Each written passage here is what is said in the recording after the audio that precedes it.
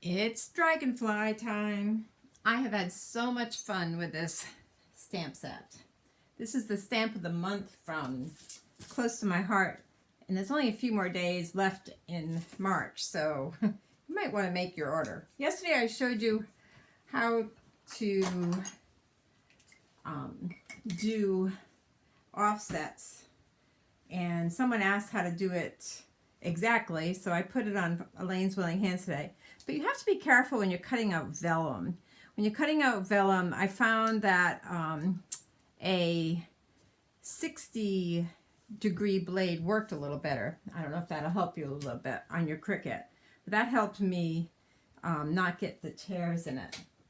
Now, I used two different types ink yesterday. I used Black Intense, upside down, Black Intense and Versamark with the image of on the vellum, and this was the offset that I had designed, and today I tried to redesign it and it wouldn't hold the full shape.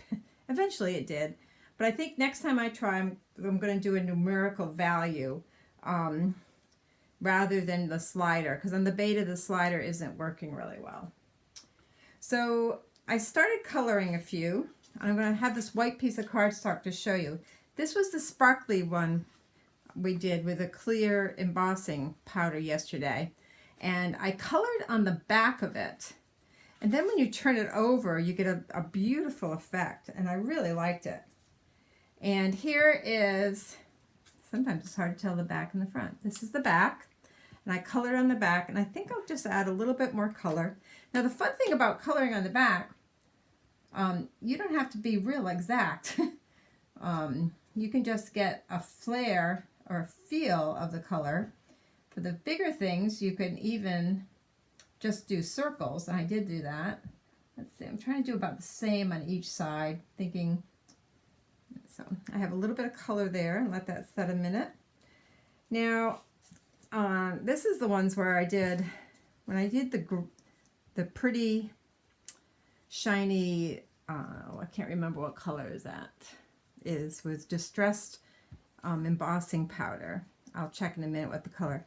All I did was take the, just make a little bit of a circle on the back of your image, and when you turn it over, you'll see the color. It's kind of fun.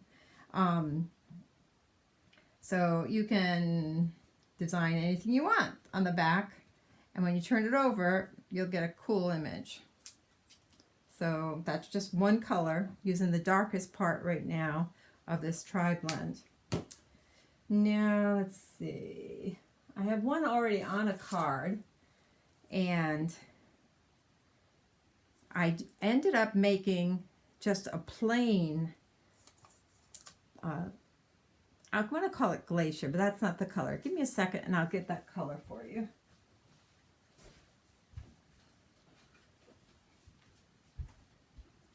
Okay, it was Tumbled Glass. That was the distressing embossing powder I used, and that was the color. Okay, next. Oh, and I only used the Versamark to make that image. Now, depending on your card, I was going to start one fresh here. Let's see. So this is back. The trick is seeing it on which side is the actual side you want to show, and either one really works. So I have two stamped images here. This is the back.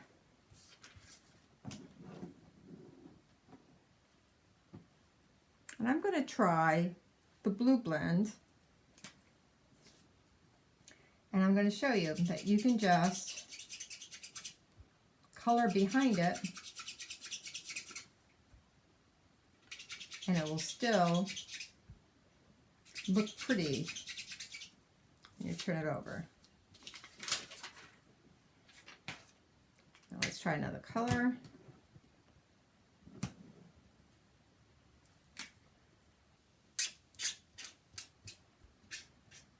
Now if you like to color and you want to be really exacting, feel free.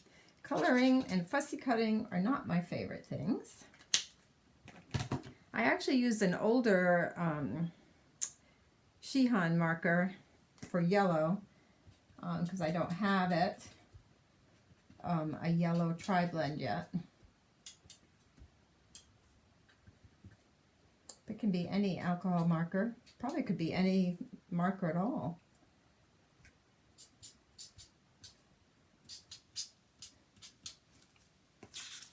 So when you turn this over, I think it just has a gorgeous effect. So now I'm going to take some of these images that we made, or that I made, and let's put them on some cards and see what they look like. I'm also going to use just a basic black and white stamped image and show you what that looks like. And I tried to cut one out and it didn't work really well. So let's see what we've got.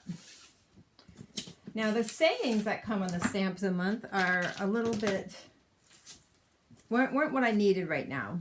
Sending you get well wishes, lucky to be your what? Be your friend, be your wife, lucky to call you friend. Lucky isn't one of my words I use a lot. Wishing you the happiest of birthdays. Don't have any birthdays right now. So I just took another image set called Winged Masterpiece. This was, oh, that's what this one is. I don't even know what this is called. This is Winged Masterpiece. I got it in the wrong envelope. Well, I won't tell you what one it is. But it has a little birdhouse, and it says, hello, my friend. I hope this brightens your day. You're on my mind. Sending you well wishes. This sort of suited my needs better. So this is a Slimline card, and I did an embossed front, and then I just put, I hope this brightens your day.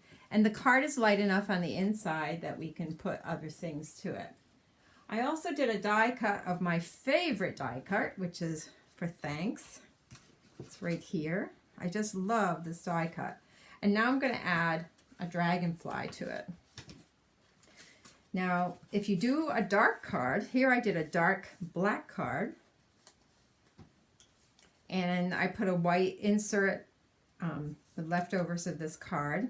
It says, hello, my friend, you're on my mind. I thought that would look lovely with a black and white dragonfly. So let's put a few of these on and see what happens.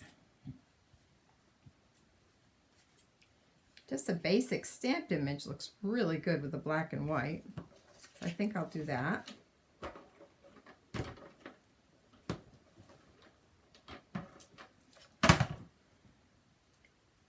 It's such a large stamp. That's one reason I decided to go with the Slimline. Now I think that is just very, very simple, but a lovely place to write a note.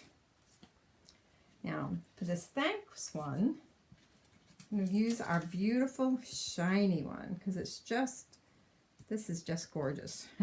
Now because of all the coloring, I think that it'll even help with the adhesive not showing. Whoop. Adhesive, unless adhesive bows. Let's see how this looks.